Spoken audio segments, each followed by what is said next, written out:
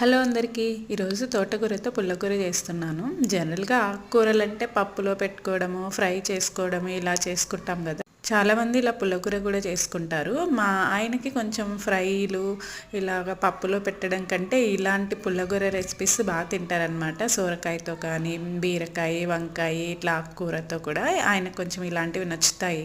మా ఆయన ఆకుకూరలు పప్పులో పెడితే కూడా పెద్దగా ఇష్టపడ్డు. పప్పు అంటే ప్లెయిన్ పప్పే ఉండాలన్నమాట ఆయనకి. ఎప్పుడైతే పిల్లల కోసం కొంచెం చేంజ్ అయ్యారు, ఎందుకంటే పిల్లలకి కొంచెం హెల్దీగా పెట్టాలి. ఇంకా వీక్లో కంపల్సరీ ఆకుకూరలు 3-4 టైమ్స్ తింటున్నాం అనమాట. ఇలా పప్పులో ఒకసారి పుల్లగూరలాగా ఫ్రై ఇలా చేసుకుంటూ ఉంటాము. ఇప్పుడైతే ఈ పుల్లగూరకి నేను తోటకూర తీసుకొని బాగా ఒక 2-3 టైమ్స్ వాష్ చేసుకున్నాను.